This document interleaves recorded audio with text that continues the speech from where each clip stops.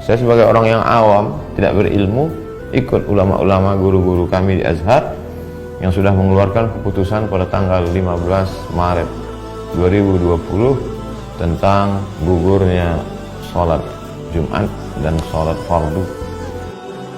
Himbauan dari pemerintah untuk kita tidak mendatangi atau mengadakan acara-acara yang berkerumunan manusia yang banyak, karena timbulnya wabah-wabah virus corona di sekitar kita. Kita wajib untuk mentaati apa yang disampaikan oleh pemerintah. Maka kita, ketika kita dikasih tahu jangan pergi ke tempat kerumunan orang, jangan pergi kemudian ke tempat orang yang berkumpul, kurangi aktivitas-aktivitas di luar, perbanyak kemudian aktivitas-aktivitas yang social distancing dan seterusnya, termasuk misalnya contoh sholat di rumah untuk sementara waktu. Berarti kita sedang pergi dari satu keputusan hukum kepada keputusan hukum yang lain, yang insya Allah sama-sama halal. Menyimak begitu banyak polemik tentang sholat di rumah, AA, pimpinan Darut Tauhid dan seluruh jajaran Darut Tauhid memutuskan untuk sepenuhnya mengikuti fatwa Majelis Ulama Indonesia. AA dan keluarga sudah sholat di rumah dan semua juga dianjurkan sholat di rumah. Apabila di negeri itu ternyata yang sudah terinfeksi banyak dan yang belum ketahuan juga masih banyak, maka kalau dikatakan menghindari, main nanti ya kota Surabaya mengumumkan mamanya sekolahan tutup, nggak ada sholat berjamaah di masjid, sholat di rumah kalian. Nah, di situ kita taati. Yang ingin saya sampaikan pada kesempatan kali ini, amanah dari Imam Besar Sayyidil Walid Al-Habib Muhammad Rizik bin Hussein bin Syihab.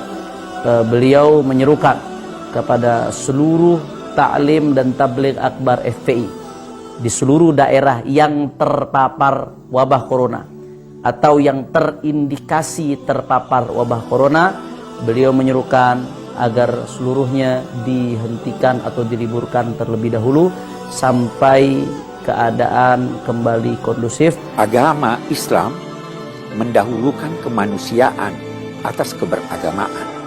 Karena itu tidak heran fatwa ulama-ulama menyatakan bahwa tidak wajib untuk melaksanakan sholat Jumat demi menjaga keselamatan jiwa manusia. Sesuai dengan petunjuk medis, petunjuk para pemerintah, mari kita ikuti. Jika kita tidak boleh berkumpul di sebuah tempat, mari kita ikuti, karena kalau sudah medis yang mengatakan dibarengi dengan pemerintah, insya Allah untuk kemaslahatan kita.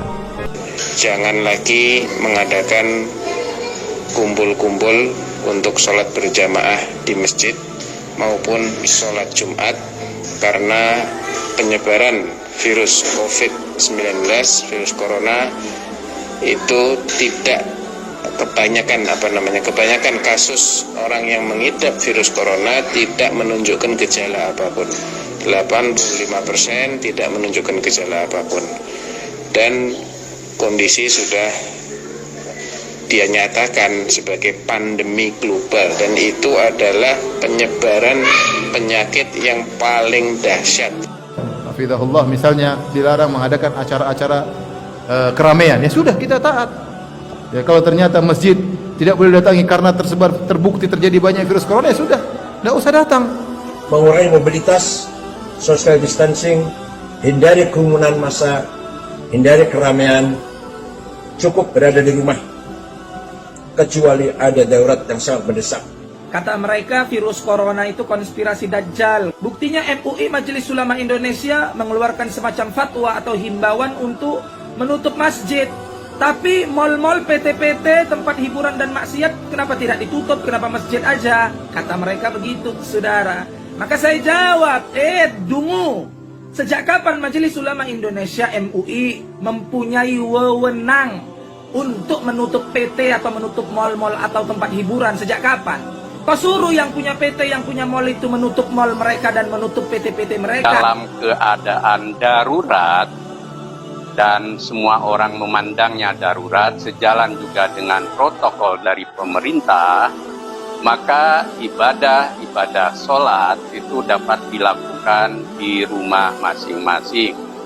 Termasuk untuk sholat Jumat bisa diganti dengan sholat zuhur.